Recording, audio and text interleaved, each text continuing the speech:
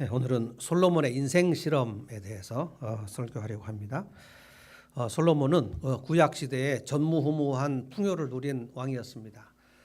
솔로몬이 어렸을 적에 왕이 되었는데 사실은 솔로몬은 그 다윗과 밧세바 두 사람 사이에 난 둘째 아들인데 첫째 아들은 하나님께서 죽이셨고, 그리고 다윗이 회개한 이후에 하나님이 둘째 아들 솔로몬을 태어나게 하셨는데 또 이 솔로몬은 대단히 사랑하셨다. 그래서 특별히 이름을 그 별명 하나를 더 지어줘. 여디디야, 여호와께서 사랑하시는 자.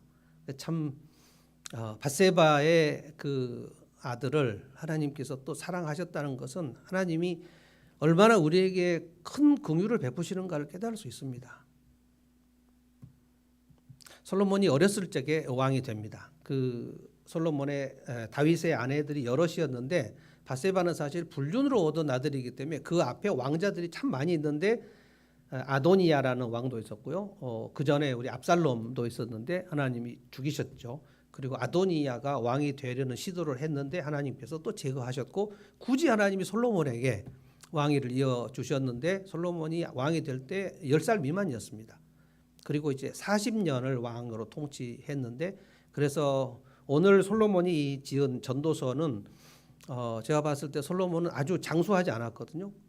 그리고 그러니까 지금 생각해 보면 한 50 중반쯤에 거의 인생을 마치면서 이 전도서를 짓지 않았나 싶습니다.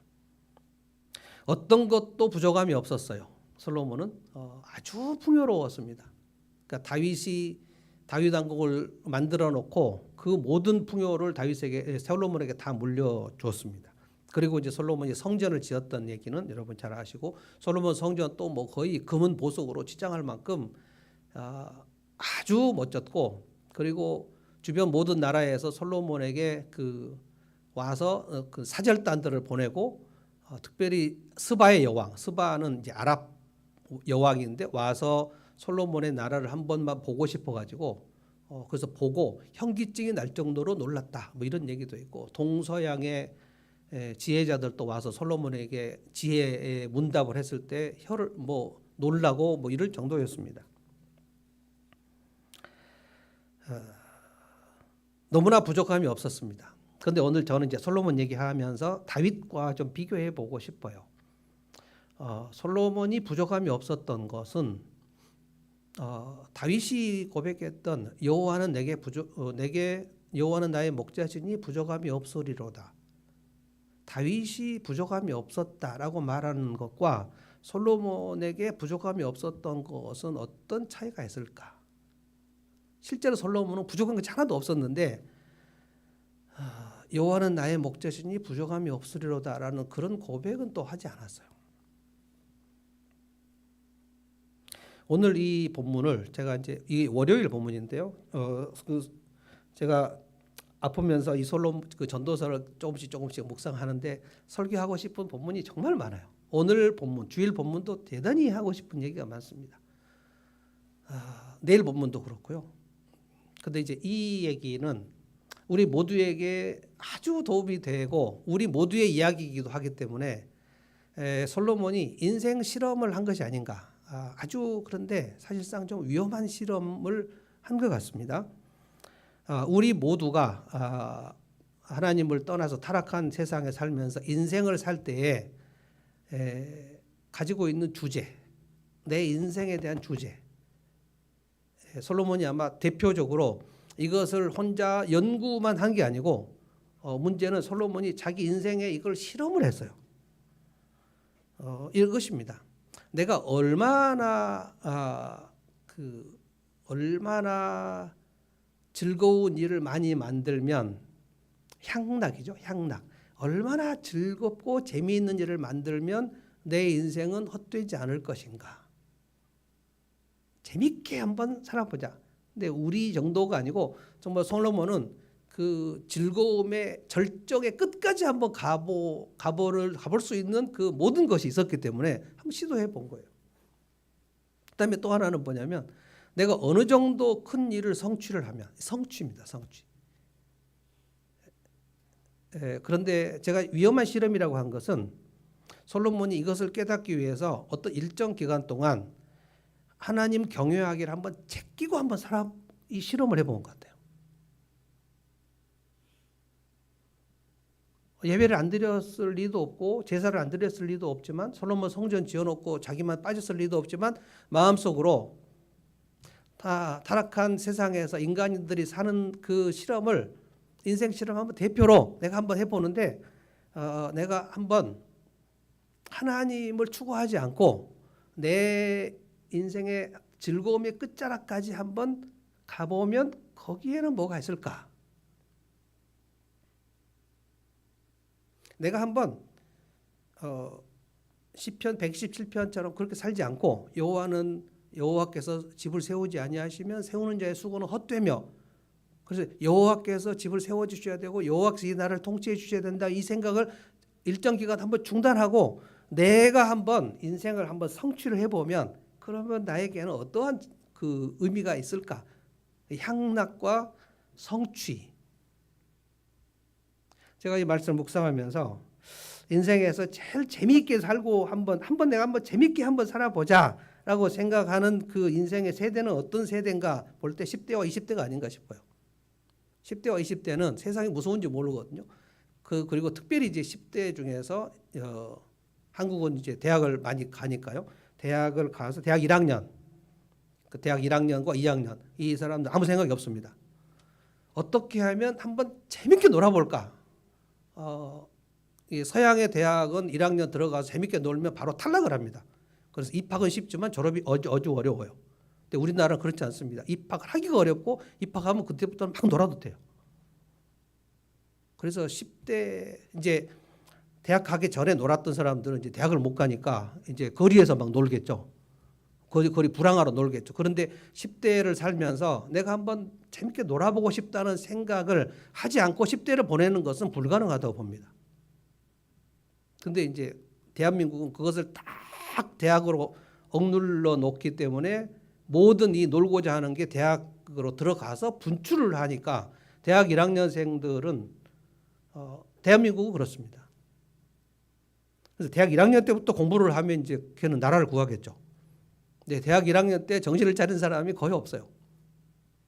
그리고 이제 20대를 통과하면서 20대는 되게 어려운 일도 많지만 20대는 한번 내가 재밌게 한번 놀아보자 하는 거예요.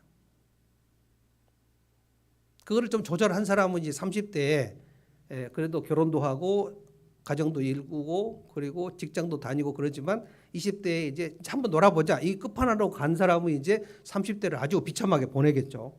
그래도 10대 20대는 한번 그거를 해보려는 생각을 하는 것 같습니다.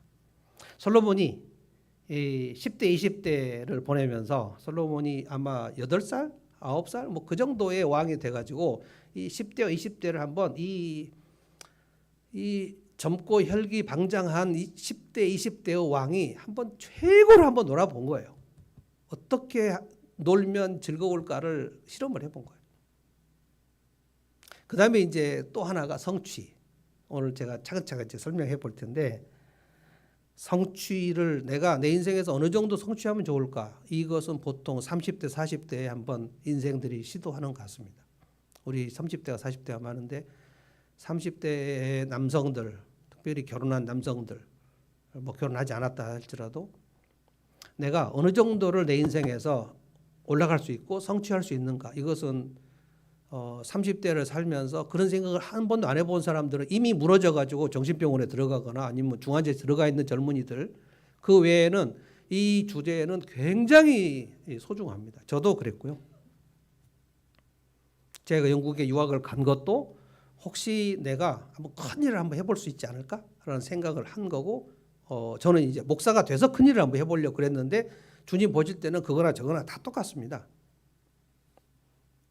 향락이고 성취 이 두 가지 10대 20대에 한번 해보고 싶은 거고 30대 40대 해보고 싶은 거고 어떤 사람들은 이 두 가지를 다 동시에 해서 50대에 정말 질펀하게 성공해서 아주 질펀하게 노는 50대 아저씨들도 엄청 많죠. 거기 우리나라 기득권층 중에 하나님을 모르는 사람들은 거의 대부분 이렇게 산다고 봅니다. 성공을 했는데 향락에 빠지지 않고 아주 절제를 한다? 하나님도 없는데? 오늘 새 번역은 그 번역을 쫙 빼버렸는데 개역 성경은 뭐라고 했냐면 이 본문이 1절부터 11절까지 나를 위하여, 나를 위하여, 나를 위하여, 나를 위하여 이게 4번 나옵니다. 새 번역은 싹 빼버렸어요. 그러니까 나 자신, 솔로몬이 이제 실험한 건 이거예요. 나 자신에게 정말 재미있는 일을 한번 넣어보면 내 인생의 마지막은 무슨 느낌일까? 정말 재밌게 한번 살아보자는 거예요. 그리고 내가 한번 대단히 많은 일을 해보자는 거예요. 그래서 내가 어느 정도까지 성취를 할 수 있는 걸 한번 해보면 그 성취를 다 누리면 어떻게 될까? 그 2가지를 다 누린 다음에 이제 이것이 더덥다라고 얘기했는데 바람을 잡으려는 것과 같다라고 얘기했는데 더 심각한 건 이 인생 실험은 실패로 돌아갔습니다. 왜냐? 이 선도서를 다 쓰고 솔로몬은 향락에 완전히 빠져버려서 헤어나오지 못했습니다. 솔로몬의 말년은 자기 인생 실험을 해봤는데 이 실험이 너무 위험한 실험이어서 이 실험을 하고 이 실험 향락과 성취를 다 누려보았더니 이것이 헛되더라라고 전도서를 얘기하고 그리고 잠언도 대부분 솔로몬이 썼습니다. 다 쓰고 나서 그 말년에 완전히 향락에 빠져가지고 헤어나오지 못하고 회개하지 않고 그 나라가 찢어져 버립니다. 그래서 오늘 여러분이 이 설교를 들을 때 아주 차분하게 들어보시면 좋겠어요. 저는 좀 열정적으로 설교를 하겠지만 여러분 차분히 설교하면서 들으면서 내 인생에서 이 2가지 주제를 나는 어떻게 지금 실험하고 있고 솔로몬의 실험에 내가 이것을 어떻게 참여하고 있는지 이 실험은 아주 위험한 실험인데 이 실험을 우리 인생 중에 하지 않는 사람이 없거든요. 나는 어느 지점에 지금 있는가, 특별히 내가 나를 즐겁게 하기 위해서 나의 안락과 나의 편안함을 위해서 어느 정도의 실험을 하고 있는가, 그게 과도하면 반드시 무너지거든요. 제가 여러 번 나르시시즘에 대해서 얘기했는데 나르시시즘은 오직 나의 편안과 오직 나의 안락과 오직 나의 즐거움을 위하여 그것이 유일한 목표여서 누군가를 행복하게 하거나 누군가를 유익하게 하는데 전혀 관심이 없어서 그런데 문제는 거기까지 들어가 버리는 사람은 자기가 그렇게 살고 있다는 것을 절대로 인지하지 못합니다. 주변은 알죠. 주변은 그 사람 때문에 굉장히 고통스럽지만 본인은 모릅니다. 이게 이제 나르시시스트입니다. 나의 행복이 유일한 인생의 주제예요. 어떻게 하면 내가 조금만 더 편할까? 어떻게 하면 조금 더 내가 향락을 누릴 수 있을까? 이게 실패했다는 거예요. 1절 한번 가보겠습니다. 1절부터 3절은 향락의 실험입니다. 나는 혼자서 이런 생각도 해보았다. 아주 위험한 생각입니다. 내가 시험 삼아, 이게 실험이죠. 실험. 영어로도 테스트라고 나옵니다. 이걸 테스트했는데 한동안 이 실험을 했고 그때에 하나님 없이 한번 이걸 해보자라고 생각한 것 같습니다. 정확하게 신학적으로 어느 기간 동안 어떻게 하나님 없이 했다 이렇게 말할 수는 없어요. 그러나 적어도 이 문맥이 하나님 안에서 믿음으로 즐거움, 이건 희락인데 이 희락을 추구한 증거 본문이 안 나오기 때문에 믿음으로 살면서 영원히 즐거운 것을 얘기하는 본문이 아니에요. 내가 향락을 얼마나 즐기면 좋을까? 내가 시험 삼아 너를 즐겁게 하리라. 너를 즐겁게 하라. 나한테? 이게 나르시시즘 실험입니다. 너는 네 마음껏 즐겨라. 그러나 이것도 헛된 일이다. 알고 보니 웃는 것은 미친 것이고 즐거움은 쓸데없는 것이다. 자, 그런데 이제 이건 결론이고 3절 보십시오. 3절 한번 읽어볼까요? 굉장히 황당합니다. 3절 다 같이 한번 읽어봅시다. 시작. 지혜를 갈망해온 나는 술로 내 육신을 즐겁게 하고 낙을 누려보려고 마음먹은 적도 있다. 참으로 어리석게도 이렇게 사는 것이 짧은 한평생을 가장 보람 있게 사는 것이라고 생각하였다. 뭐가 가장 인생에 보람 있다고요? 네. 인생이 뭐 별거 있냐? 저녁에 술 먹는 거 이것보다 더 좋은 게 있냐? 여러분 우리나라의 저녁에 술집에 모든 사람들이 아마 제가 볼 때 모든 사람들 중에 아마 남자들이 한 80% 여자들이 한 20% 있다고 봅니다. 그 사람들이 그 매일 술을 먹으면서 이거 왜 뭐 내게 뭐 낙이 있냐 하고 계속 유명한 연예인들 또 그 방송에서 공개적으로 얘기해요. 그 누군가가 이렇게 질문을 하면 술을 어느 정도 즐깁니까? 그럼 전 매일 즐깁니다. 매일 마시지 않고는 견딜 수 없습니다. 그러니까 이제 이 향락의 그 가장 핵심은 술인 것 같습니다. 술은 뭐냐면 인류가 개발한 최대의 여흥입니다. 그러니까 우리는 이제 특별히 우리는 집사님 되려면 이제 곧 집사 또 설립 임명하는데 하늘목교회는 이제 집사는 술을 먹지 않도록 그게 이제 한국교회 전통이기도 하고 그것을 내가 크리스찬됨을 드러내는 표식으로 한국교회는 그것을 그 표식으로 삼았습니다. 술을 먹으면 죄다 이런 차원이 아니라 하늘목교회는 이것을 하늘목교회 성도의 표식으로 집사되기 전까지 마음껏 그러면 하십시오. 이 부분을 끊지 못하는 사람은 저한테 진짜 조용히 와가지고 저는 이것 때문에 집사를 못하겠습니다 하는 사람 여럿 있었어요. 저는 이제 술을 마시면 안 된다 이런 것이 아니라 하늘문교회의 품격을 이제 술을 금하는 것으로 이렇게 제가 이제 목회의 정책을 쓰니까 여러분이 여기서 이제 함께 일꾼이 되려면 그것을 이제 함께 해주시는 게 맞다고 봅니다. 그런데 술 먹지 않고 하나님 없이 술을 먹지 않고 인생을 산다 하는 게 하나님 없는 사람들이 가능하지가 않습니다. 술이 안 받아서 한 잔만 먹어도 그냥 확 취해버리는 사람 외에는 술은 대단히 인류가 잘 발견한 것 같아요. 그게 그리스 신화의 바카스 신의 그 신화에도 다 나오고 디오니소스 신화에도 나오고 술이 없이 인생이 어떻게 즐거워? 한번 즐겁게 한번 살아보자는 거예요. 즐겁게. 솔로몬은 얼마든지 이것을 누릴 수 있었기 때문에 아마 세상에서 유명한 술은 다 갖다가 한번 먹어본 것 같습니다. 오늘 우리로 말하면 예능, 오락, 이 재미있는 일, 그러니까 뭐 솔로몬이 할 수 있는 대로 그 고대 근동의 즐거움, 만담꾼들, 우리로 말하면 코미디언, 개그맨 이런 사람들을 다 모아서 한번 너희들이 나를 한번 재밌게 한번 해봐. 그리고 재밌게 한 사람들은 상 주고 개그 콘테스트 같은 것도 했고 굉장히 한번 재미있는 일들을 솔로몬 왕국에서 해본 것 같습니다. 다윗은 이런 시도를 하지 않았어요. 이스라엘 왕이 다 그렇게 시도했느냐? 뭐 나중에 하나님 떠나 타락한 왕들이 많이 있었지만 솔로몬 같이 이런 시도를 하고 그리고 공개적으로 한번 내가 즐거움의 끝판왕으로 한번 살아버리라 이런 사람이 없었어요.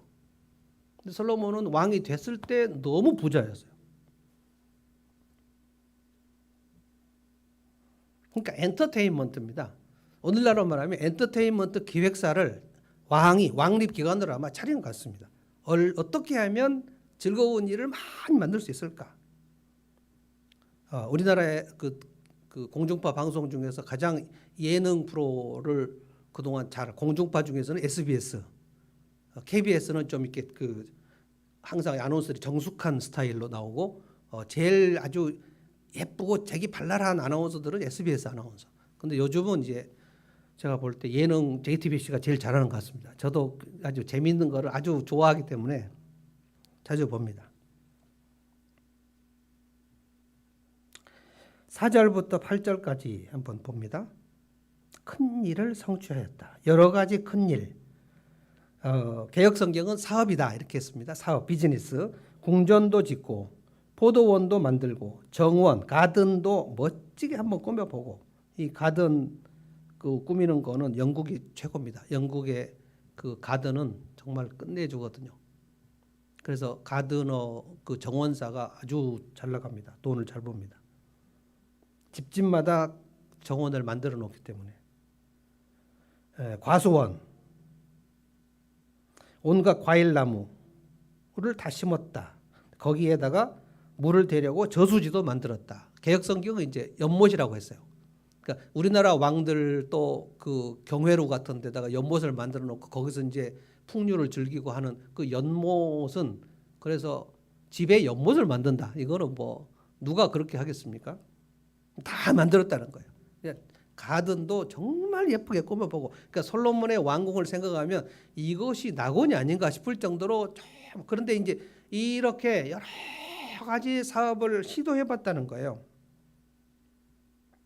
그리고 7절에 보면 남녀 종들을 사들이기도 하고, 로마 시대의 글라디에이터, 그러니까 엄청난 근육질의 노예들을 사들여 가지고 로마 콜로세움 원형 경기장에서 로마 시민들이 엄청 엔터테인먼트를 즐겼거든요. 왕이 즉위를 하면 한 달 내내 검투사를 시키고 검투사끼리 싸워서 죽게 하고, 그래서 우리 영화에 나오면 이렇게 있다가 황제가 이러면 이제 패배한 사람 죽이는 거고, 이렇게 하면 살리는 거고. 그런데 어쩔 때는 왕이 살리려고 하는데 막 그 군중들이 콜로세움 막 죽여라 죽여라 막 하면 그 얘기를 듣고 있다가 이렇게 하고 있다가 이렇게 하고, 그러면 막 죽이고, 그러면 이제 그 피가 튀고 막 이럴 때 로마 시민들이 그걸 엄청 즐깁니다. 로마 사회는 아주 잔혹했어요. 그러니까 약자는 죽여서 피를 흘리는 것이 당연하다. 로마는 강자의 사회입니다. 강한 것만 살아남는 거고, 그래서 노인들은 죽여도 되고 약한 자나 장애자들은 그냥 바로 죽여서 우리 눈에 보이지 않게. 대한민국이 약간 지금 그쪽으로 가고 있습니다. 우리 동네의 장애시설은 절대 하면 안 되고, 우리 동네에 무슨 노인 양육시설, 요양시설은 하면 안 되고, 그러니까 좀 보기가 좋고 멋지고 젊고 그런 것만 내가 보고 싶다. 그 늙고 쇠한 그런 것을 우리 눈에 보고 싶지 않다. 장애를 보고 싶지 않다. 이게 대한민국이 점점 그리 가는 것 같습니다. 가난한 사람들을 내가 내 눈에서 보고 싶지 않다. 가난한 아이들이 내 아이들하고 노는 것은 내가 허락을 할 수가 없다. 이런 가치관이 점점 들어가는 것. 로마 시대의 그 강자 중심의 세계관이 우리나라에 지금 급속도로 들어오고 있습니다. 그래서 약한 자들이 살기가 굉장히 어려운 나라예요. 우리나라 3만 불이 넘은 그 선진국 OECD 중에서 자살률이 가장 높은 나라. 하루에 매일 30명 이상이 자살하는 나라.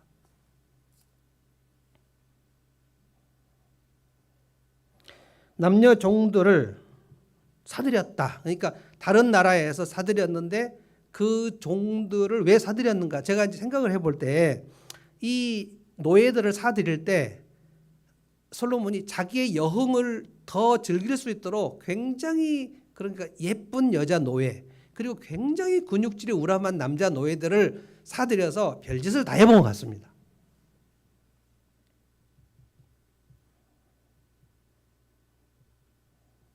소나 양을 일찍이 어떤 예루살렘에 살던 사람이 가져볼 수 없을 만큼 많이 가져봤다. 은과 금을 임금들이 가지고 있던 여러 나라의 보물들도 모았다 그랬어요. 그러니까 이집트의 보물이나 그다음에 그때 두로가 굉장히 큰 나라였습니다. 두로의 왕을 향하여 하나님께서 에스겔에 보면 네가 에덴 동산에서 나를 거역하고, 그러니까 타락한 천사 그 우리 이제 성경에는 그런 말이 안 나오지만 라틴어 루시퍼라고 나오죠. 그 타락한 천사의 사탄을 두로 왕을 빗대서 얘기할 정도로 두로가 그렇게 무역이 활발한 해상 무역 국가였어요. 그러니까 이런 나라들에서 은, 금, 보석을 사들이는 일도 많이 했다는 거예요. 그러니까 많은 사업과 많은 향락을 해봤습니다. 이것이 이제 성취의 실험이에요. 성취의 실험. 향락의 실험과 성취의 실험. 우리가 살면서 내가 어느 정도로 한번 그 성취를 하면 즐거울까, 의미가 있을까 하고 열심히 하지 않습니까? 뭐 예능이나 또는 학문이나. 그래서 공부 많이 이제 해볼 사람은 정말 저도 이제 한 만큼 해봤어요. 40살까지 학생으로 있었습니다. 하여간 초등학교 1학년부터 시작해갖고 40살까지 학생으로 있었고, 그리고 나서 얼마 전에 몇 년 전에 또 50 후반에 또 학생으로 있었다가 60에 이제 끝났는데, 이제 학생 지긋지긋합니다. 제가 이제 외신 다닐 때, 제가 이제 50 후반에 외신 다니는데 엘리베이터 타면 학생들이 내가 이제 교수인 줄 알고요, 막 인사하고 그러는데 제가 되게 민망했습니다. 공부도 저도 이제 할 만큼 한번 해봤는데, 저는 학자가 될 정도까지 공부를 좋아하지 않았어요. 제가 어느 정도 그 학문적인 그 소양이 있는가를 한번 저도 테스트를 해봤는데, 그렇게까지는 저는 뭐 영화도 봐야 되고 테니스도 쳐야 되고 커피도 마셔야 되고 이런, 근데 학자들은 그런 데 관심이 있으면 안 됩니다. 그냥 오직 책이 관심이 있어야 돼요. 밥을 먹고 커피 들고 바로 책으로 들어가야 돼요. 근데 저는 그렇게는 못 하겠더라고요. 그래서 이제 정직하게 그만두자 하고 그만둔 거죠. 자, 운동을 할 때 우리가 뭐 지금 손흥민 또 보고 김연아 이런 사람들을 볼 때 그들이 얼마나 많은 성취를 이룹니까? 뭐 금메달을 받거나 그 세계 최고의 리그에서 뛰고 그럴 때 우리 다 박수를 칩니다. 그것이 나쁘다고 얘기한 게 아닙니다. 뭐 BTS가 음악을 해서 전 세계를 이렇게 할 때 우리는 다 박수를 치죠. 어떤 사람이, 어떤 가수가 나그 BTS처럼 되고 싶지 않은 가수가 누가 있어요? 안 돼서 그런 거지. 이거를 솔로몬이 한번 시도를 해봤다는 거예요. 이것이 대단한 자기 인생의 목표였다고 얘기한 겁니다, 지금.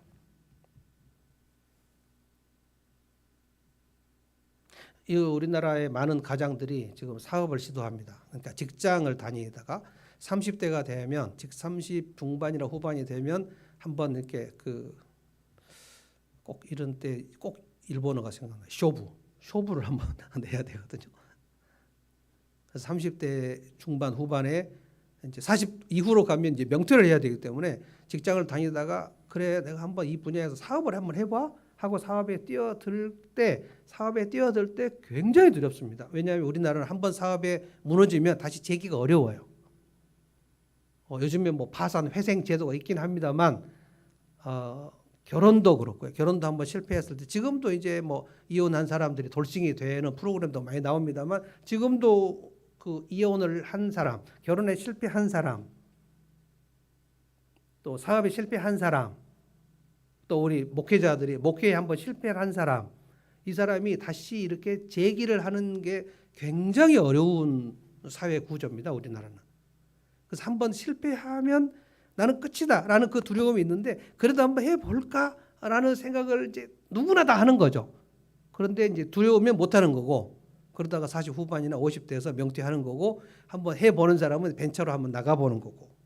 근데 가장들이 이 사업을 시도할 때 반드시 밥만 먹고 살고 싶어서 하는 것은 아닙니다. 그러니까 사업은 생계를 해결하기 위한 것이 유일한 목표가 아니에요. 그 최종 목표는 뭐냐면, 저는 사업하는 사람들하고 여러 번 이 부분에 대해서 확인을 했는데, 나를 증명하고 싶은 겁니다. 내가 누군가를 이 땅에서 증명해보고 싶은 거예요. 이게 사업입니다. 나 아무개야 라고 얘기해요. 그래서 이제 그 국회의원이나 도지사나 그렇게 해서 자기 인생에서 대단히 높은 성취를 이루면 우리가 그런 뉴스를 듣는 거죠. 나 도지사야, 나 아무개 국회의원이야, 너 나 몰라? 그리고 이제 그 집 아들이나 딸들이 우리 아버지 아무개야, 몰라? 뭐 이런 얘기를 하는 거예요. 이게 되게 정말 찌질한 건데, 그게 자기 인생의 목표가 성취였다는 뜻입니다. 그게 뭐 우리나라뿐만 아니라 전 세계적으로 나폴레옹이나 징기스칸이나 알렉산더나 이런 사람들이 세계 영토를 확장하는, 그 세계 제국의 영토를 넓힐 때 영토가 부족해서 계속 넓히는 게 아니에요. 내가 나폴레옹이야, 내가 알렉산더야, 그러면 내 통치를 받지 않는 영역이 있다는 것을 인정할 수 없는 거예요.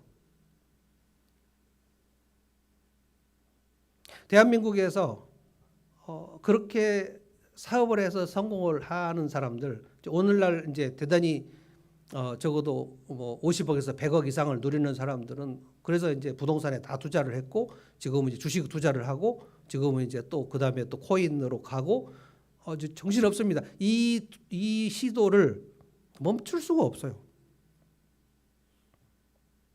솔로몬도 이것을 다 했다는 겁니다. 남녀 가수도 나오죠. 가수 몇 절이 나옵니까? 8절에 은과 금, 임금들이 가지고 있던 여러 나라의 보물도 모아 보았으며 그 다음에 남녀 가수들도 거느려 보았고 기획사인가? 이혼의 기획사 같은 역할을 한 겁니다. 남자들이 좋아하는 처첩도 많이 거느려 보았다. 솔로몬의 말년에 그 왕비와 처첩이 1000명이었거든요. 솔로몬이 장수할 수 없었던 이유가 바로 여기에 있었습니다.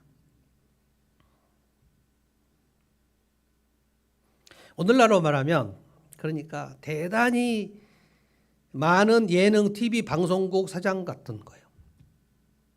재벌, SBS 같은 거. 그리고 아름다운 가수들을 선발하는 거. 뭐 나는 가수다 이런 거 기획도 한번 해왔던 것 같고 아름다운 미녀들 대회 그러니까 우리로 말하면 미스 코리아나 또는 무슨 뭐 미스 유니버스나 또는 뭐 미스 롯데 선발이나 이런 것도 솔로몬 왕국에서 많이 했다는 뜻입니다. 이렇게 쫙 하고 솔로몬이 그거를 즐기면서 야 진짜 더 한번 해보자. 그래서 9절에 뭐라고 얘기했습니까? 드디어 나는 일찍이 예루살렘에 살던 어느 누구보다 더 큰 세력을 가진 사람이 됐다. 엄청난 성공을 거둔 것 같습니다. 제가 계속 얘기합니다. 다윗은 이런 시도를 하지 않았어요. 다윗도 할 수 있었습니다. 근데 하지 않았습니다. 솔로몬은 이거를 대단히 자기 인생의 중심에서 50까지 살았다면 10대부터 50까지 많은 시간 동안 여기에 몰두를 했던 것 같습니다. 어떻게 하면 내가 최대로 향락을 즐길 수 있을까? 어떻게 하면 사업을 크게 성공해서 내가 누군가를 그래서 전 세계에서 나를 보러 오도록 하면 좋지 않을까? 그러니까 이 두 개가 결합이 되니까 사업이 크게 될수록 더 향락도 많이 생기겠죠. 근데 이 성공을 거두었다라고 얘기했습니다. 10절 말씀을 읽어볼까요? 원하던 것을 나는 다 얻었다. 누리고 싶은 낙은 무엇이든 삼가지 않았다. 나는 하는 일마다 다 자랑스러웠다. 이것은 내가 수고하여 얻은 나의 몫인 셈이었다. 개역성경을 읽어보겠습니다. 개역성경도 정말 무엇이든지 내 눈이 원하는 것은 금하지 않았으며 그러니까 내가 보고 싶은 이 욕구가 있는 것은 뭐든지 오락을 하든지 게임을 하든지 무슨 미녀 선발대를 하든지 가수 경연대를 하든지 다 한번 기획해갖고 하도록 해서 다 봤다는 거예요. 눈으로 보고 싶은 것은 다 해봤다는 거예요. 내 마음이 즐거워하는 것을 내가 막지 않았다. 이렇게 하면 즐거울까? 이렇게 하면 재밌을까? 하던 것을 다 해봤다는 거예요. 저는 여러분이 들으면 굉장히 지금 피식 웃을지도 모르는데 트럼프가 생각이 나요. 21세기의 솔로몬은 트럼프입니다.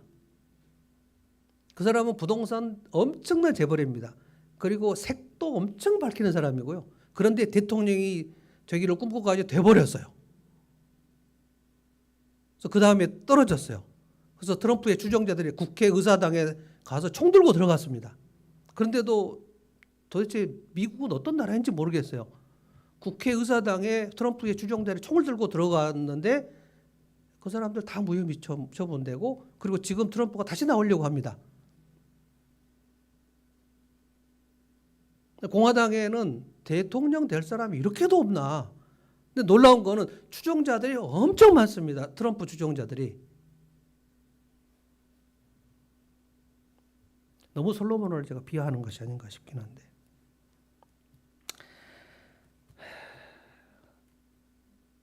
억만장자 솔로몬. 본인의 왕궁에 예능 방송국을 설치해 놓고 미녀 선발대회나 각종 예능 프로그램, 오락 프로그램을 다 하고 얼마나 한번 즐겁게 한번 봤는지 몰라요.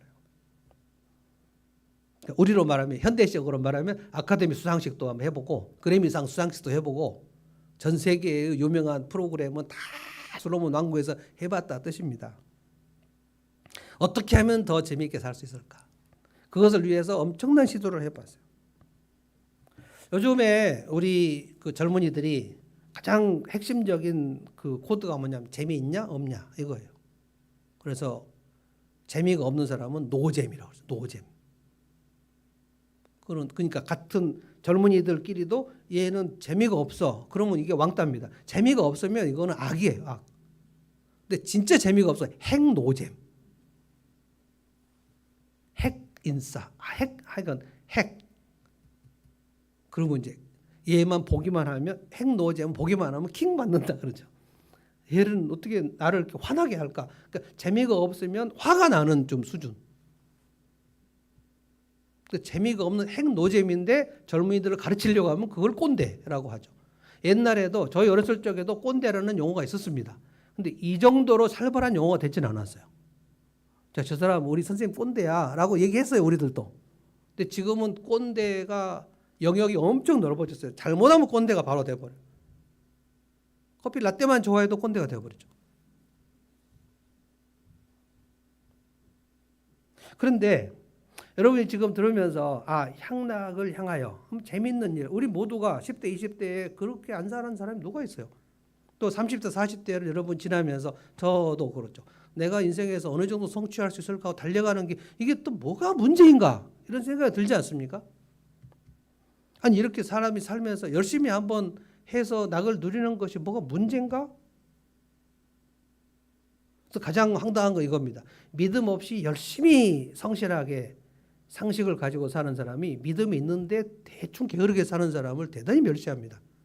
이게 대한민국의 그 지금 전도가 안 되는 가장 큰 이유가 아닌가 싶어요. 그러니까 믿음이 있다고 하는데 그 사람의 삶이 되게 말이 안 돼요. 근데 믿음이 없는 사람인데 되게 말이 되게 사는 거죠. 우리 한국 지금 교회가 대단히 허술한 게 그것입니다. 내가 믿음이 있는데 내가 사는 삶이 누구한테 설득력이 없는 거예요. 이게 광신, 맹신, 미신의 수준에 있으니까 그런 겁니다. 약간 사이비, 한국에 있는 믿지 않는 사회나 믿지 않는 사람들 중에 상식 있는 사람들은 한국의 정통교단과 사이비를 구분하지 않습니다. 사이비 냄새가 나니까. 대한예수교 장로회라고 교단이 있어도 사이비는 뭐냐면 그 집단 안에서는 대단히 환영받는 주제가 그 집단 바깥에 나가서 바깥에 눈으로 보면 코미디 같은 거예요. 전형적인 사이비 집단은 김정은의 국한 사회입니다. 거기에서는 김정은을 칭송하는 것이 그 북한 사회 바깥에서 보면 그게 다 코미디 같은, 그게 사이비의 핵심이거든요. 그러니까 조폭 집단. 그러니까 조폭 집단이 왜 사이비냐면 그 조폭 집단에서 가장 높은 가치가 충성과 의리입니다. 그런데 자기 보스를 향한 충성과 의리이지 그 집단 바깥으로 나가면 살인 폭력을 엄청 자행하는데, 그러니까 그 조직 집단 안에서만 통용되는 가치관. 근데 그 바깥에 가면 그게 해를 끼치는 가치관이 사이비의 본질이에요. 근데 한국 교회를 보면서 교회가 우리에게 참 도움이 된다라는 생각과 교회는 진짜 없었으면 좋겠다라는 생각이 지금 공존하고 있단 말이에요. 저는 솔로몬의 이 인생 실험이 얼마나 위험했는가를 여러분에게 지금 계속 얘기하는 중입니다. 내가 열심히 수고하고 성취해서 내가 한번 행복하게 한번 살아보겠다. 거기에 뭐가 빠져서 위험한가? 아마 솔로몬이 잠정적으로 이 실험을 했다고 봅니다만 가장 빠진 것은 무엇이냐면은 거기에 하나님을 경외하는 것, 이게 빠졌어요. 그래서 그 얘기를 솔로몬이 전도서 내내 합니다. 하나님을 경외하는 것, 그 다음에 자기 일을 즐겁게 하면서 먹고 살면서 아내하고 그냥 삶을 즐기는 것. 그러니까 신약으로 말하면 자족입니다. 자족만큼 중요한 것은 없더라 라고 전도서와 잠언에서 아주 큰 목소리를 얘기했어요. 그리고 자기는 마지막에 방종으로 빠져버렸어요. 이게 위험하다는 겁니다. 그러고 나서 이게 헛되다. 전도서 1장은 헛되다. 이게 헤벨, 바람을 잡으려는 것 같다. 라고 다 얘기를 하고, 그리고 그 바람을 잡으려고 인생 말년에 처첩 천명을 두고 향락에 빠져갖고 그냥 헤어나오지 못했단 말이에요. 왜 그랬을까? 왜 그랬을까? 저는 솔로몬의 인생 실험이 실패한 이유가 두 가지였다고 봅니다. 하나는 제가 그래서 다윗과 계속 비교를 하는 거예요. 다윗에게 있었던 것 중에 솔로몬에게 없었던 거, 고난입니다. 솔로몬은 태어나서 죽을 때까지 고난이 없었어요. 자기에게 결핍이 없었어요. 근데 우리는 고난이, 역경이 굉장히 이게 내 삶에서 떨어져 나갔으면 하는데, 성경 전체의 결론은 뭔지 아십니까? 고난이 내게 얼마나 큰 유익이었는가 하는 것을 깨달았다. 솔로몬은 그 고백이 없습니다. 솔로몬에게 전도서나 잠언에 보면 고난이 얼마나 유익인가라는 그 말이 없어요. 왜냐하면 경험해 본 적이 없어요. 진 에드워드가 쓴 조그만 새 왕 이야기, 그러니까 사울, 다윗, 솔로몬 이 세 사람을 비교해서 썼는데, 거기에 결정적인 게 다윗은 왜 하나님 앞에 성공했고 사울과 솔로몬은 왜 패배했는가? 고난이 없어요. 고난과 역경을 통해서 하나님을 의지하는 것, 이 시간에 하나님을 의지하는 게 얼마나 중요한가. 그리고 내가 하나님을 의지했더니 하나님께서 이것을 어떻게 풀어주셨고, 어떻게 막힌 길을 어떻게 열어주셨고, 어떻게 벽이었는데 이게 문이 됐고, 이런 고백이 없어요, 솔로몬은. 그래서 인생에서 제일 위험한 사람이 재벌 3세입니다. 태어났는데 재벌이에요. 태어났는데 막 벤츠 차가 막 있고, 자기를 경호하는 아저씨 누나 형들이 너무 많이 있고, 태어났는데 막 경호를 받고, 그래서 내가 먹고 싶은 것이 존재하지 않고, 내가 먹고 싶은데 못 먹는 게 없고, 그냥 막 뭘 먹고 싶다 그러면 미국에서도 오고 아프리카에서도 막 오니까. 그래서 우리나라 재벌 3세들은 다 싸가지가 없습니다. 아주 재수가 없어요. 땅콩 회항 사건도 그렇고, 뭐 한화그룹도 그렇고, 네가 내 자식을 때렸어? 하고 그 골프채 갖고 그 때려버리고 막. 그러니까 아나무인이죠. 솔로몬에게 어떤 무슨 겸손해질 그 기회가 있었습니까? 내가 참 부족한 게 많구나 라고 깨달을 만한 기회가 솔로몬에게는 없었어요. 그러니까 인생은 안 되는 게 있구나 라는 것을 깨달을 만한 기회가 없었다고요. 여러분과 저에게는 그게 있습니까, 없습니까? 안 되는 게 있구나. 너무 많아서 저 문제죠. 너무 많아. 근데 이게 내가 다윗의 길을 갈 수 있는 가능성이 있는 거구나. 안 되는 게 있어야 하나님을 의지할 수 있어요. 솔로몬은 하나님을 의지해야 될 이유가 없어요. 그래서 저는 인생에 성공한 사람이 성공의 절정에서 절대로 하나님 앞에 나오기 어렵다고 봅니다. 저는 그래서 인생이나 목회를 성공한 사람이 제일 위험하다고 봅니다. 성공을 했는데 그가 50 중반에서 60이 됐다. 그럼 아무도 그를 가르칠 수 없습니다. 깨달을 그 계기가 없어요, 계기가. 그런데 이제 그 성공 중에서 자수성가한 사람들, 진짜 어린 시절에 아무것도 없었는데 빈털터리였는데 50 후반에 엄청난 부를 이뤄서 적어도 100억 정도를 사업을 성공한 사람들은 그를 가르칠 선생이 없습니다.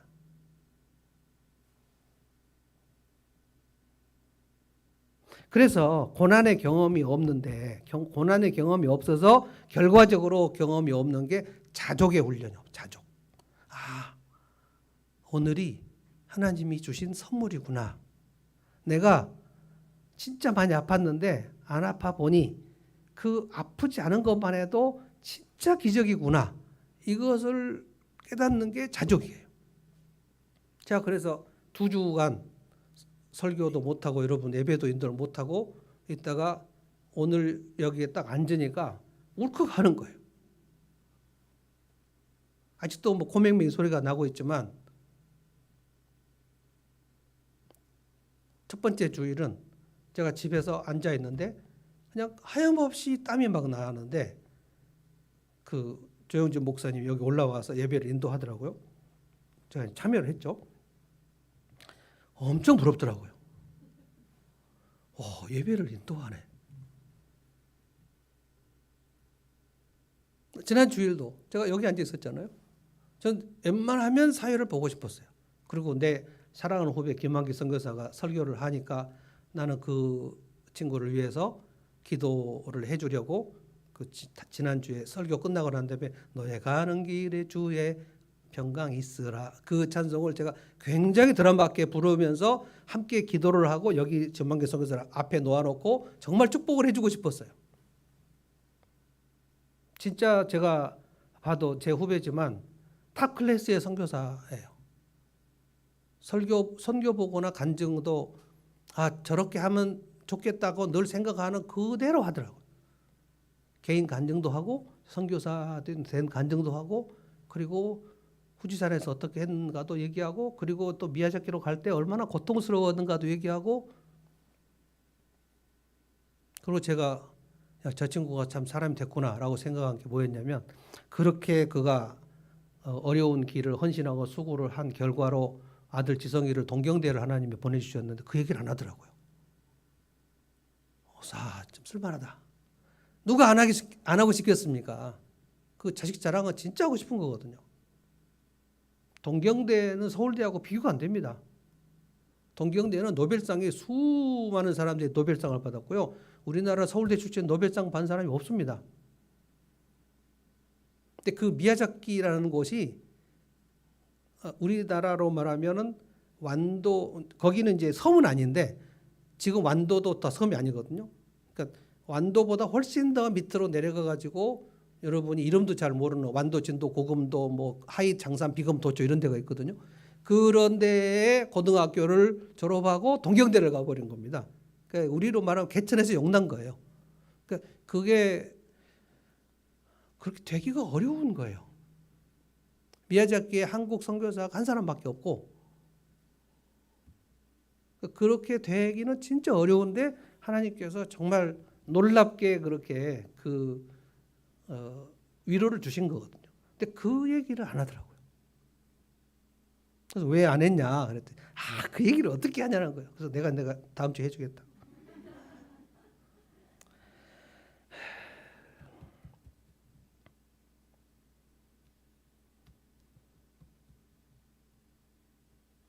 그래서 제가 시편 23편을 여러분 얘기하는 거. 여호와는 나의 목자시니 내게 부족함이 없으리로다.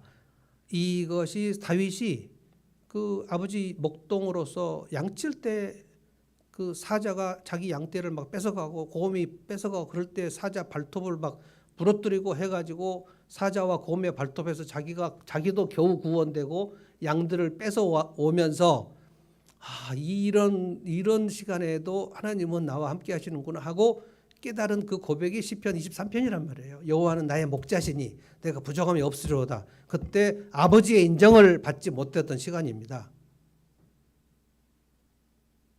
우리 아이들에게 우리가 젊은 시절에 가장 큰 상처가 부모의 인정과 사랑을 받지 못한 그 상처가 아직까지 있는 건데 다윗은 8번째 아들인데 아버지가 인정하지 않는 아들이었단 말이에요. 그 상처가 분명히 있음직한데 여호와는 나의 목자시니 내가 부족함이 없으리로다. 그리고 나서 골리앗 죽이고 난 다음에 얼마나 많이 도망다녔습니까?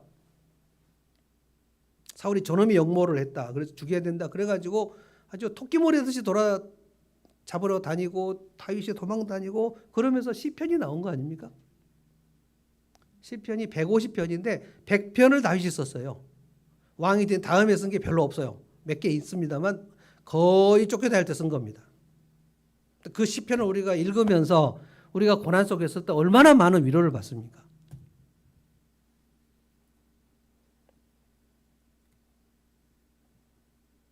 이 위험한 실험을 솔로몬이 하고 그리고 결론이 이런 실험을 하는 것은 덧없다, 헛되다, 바람을 잡으려는 것이니 여호와를 경외하고 창조주 하나님을 젊을 때 기억해라. 이게 전도서 마지막입니다. 전도서 12장 마지막에 너는 젊을 때 창조주 하나님을 기억하라. 아무 낙이 없기 전에 모든 기회가 사라지기 전에 창조주 하나님을 기억하여 그를 경외하라. 그렇게 얘기를 하고 자기는 다시 향락으로 들어가 버렸다.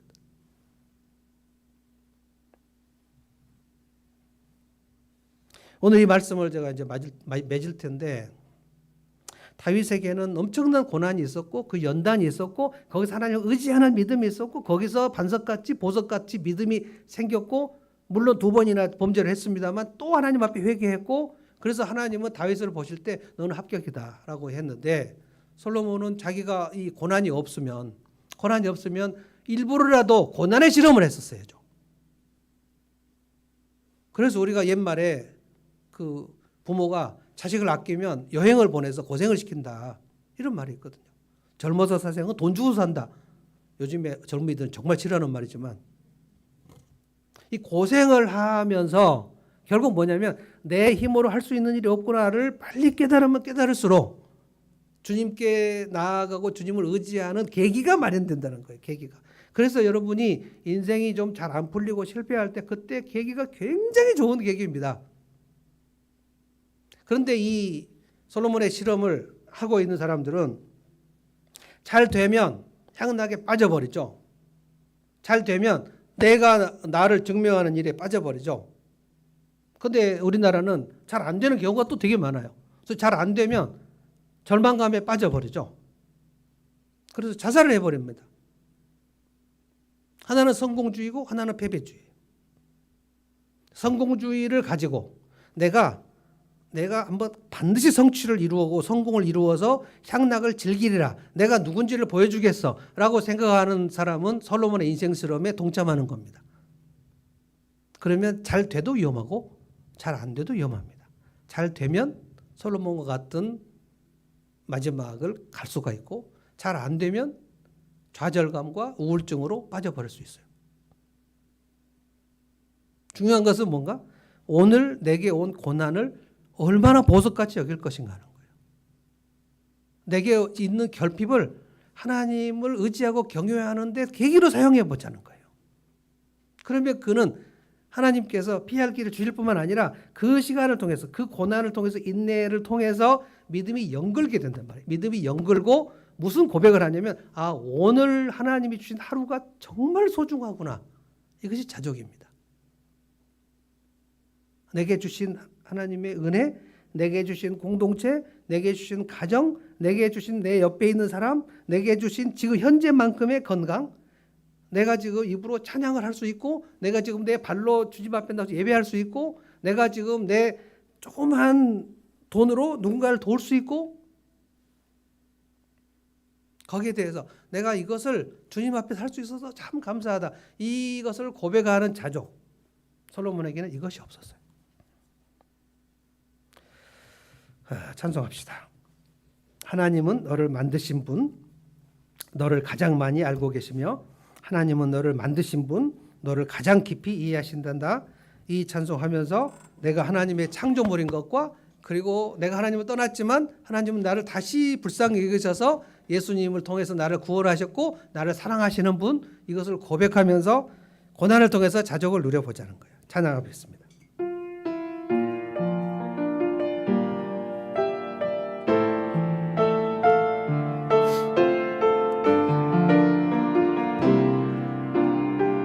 가사를 마음에 새기면서, 하나님은 너를 만드신 분, 너를 가장 많이 알고 계시며 하나님은 너를 만드신 분, 너를 가장 깊이 이해하신다. 하나님은 너를 지키시는 분, 너를 절대 포기하지 않으며 하나님은 너를 지키시는 분, 너를 쉬지 않고 지켜보신 그의 생각 셀 수 없고 그의 생각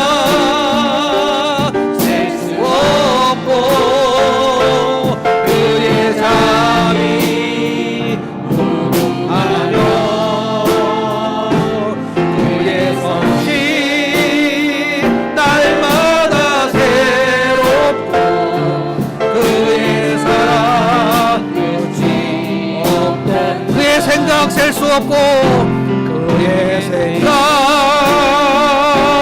셀 수 없고 그의 자비 구분하며 아멘 아멘 그의 성실 날마다 새롭고 그의 사랑 끝이 없다 그의 사랑 끝이 없단다 그의 사랑 끝이 없단다. 아멘. 기도하겠습니다. 하나님 감사합니다. 오늘 솔로몬의 전도서를 저희가 차분히 묵상해 봤습니다. 내가 나를 위하여 즐겁게 한번 해버리라. 내가 있는 힘을 다해서 사업을 이루고 성취를 해버리라. 향락과 성공을 위하여 인생을 실험을 하고 모든 것들을 다 누려본 이후에 이것은 다 덫이 없고 헛되고 부질없는 것이며 바람을 잡으려는 것이다 라고 선포를 하고 그 이후에 그 바람을 잡으려고 인생 말년을 뛰어들었던 솔로몬의 비극을 생각합니다. 하나님, 태어나서 죽을 때까지 고난이 없었던 솔로몬의 실패를 제가 생각합니다. 고난을 통해서 하나님을 의지하고 내가 할 수 없는 것을 깨닫고 나의 부족함과 나의 한계와 나의 결핍을 주님으로부터 채우기를 부르짖고 갈망하던 그 고백이 없던 솔로몬. 그러나 아버지의 인정을 받지 못하고 양치면서 여호와는 나의 목자시니 내가 부족함이 없다고 고백했던 다윗의 인생의 성공을 생각합니다. 주님, 오늘 저희들에게 온 여러 가지 종류의 고난과 환난을 지금 이 시간 생각해 봅니다. 어떤 이는 가난하고 어떤 이는 몸이 약하며 어떤 이는 지식이 많이 없고 어떤 이는 지금 사방에 우겨쌈을 당하고 있습니다. 내가 할 수 있는 일이 없고 내가 폼나는 일도 없으며 내가 누구에게 자랑할 것도 없는 그런 시간을 보내는 일도 있습니다. 주님, 그러나 주께서 허락하신 것은 우리에게 주지 않으신 것보다 훨씬 많은 줄로 믿습니다. 주님이 허락하신 것을 헤아려 보면서 오늘 하루 소중하게 보내면서 보물 같은 하루를 보내는 지혜가 있기를 원합니다. 우리의 삶에 자족이 있기를 원합니다. 주님이 나를 사랑하시는 것을 깨닫기를 원합니다. 그의 사랑은 끝이 없음을 깨닫기를 원합니다. 원망과 불평과 시기와 경쟁과 열등감과 우월감 다 버리게 하여 주시옵시고 주님이 허락하신 내 삶에 독생자 예수 그리스도를 아낌없이 내려주신 하나님의 사랑에 감격하는 오늘 하루가 되게 하여 주시옵소서. 예수님의 이름으로 기도하옵나이다. 아멘. 이제는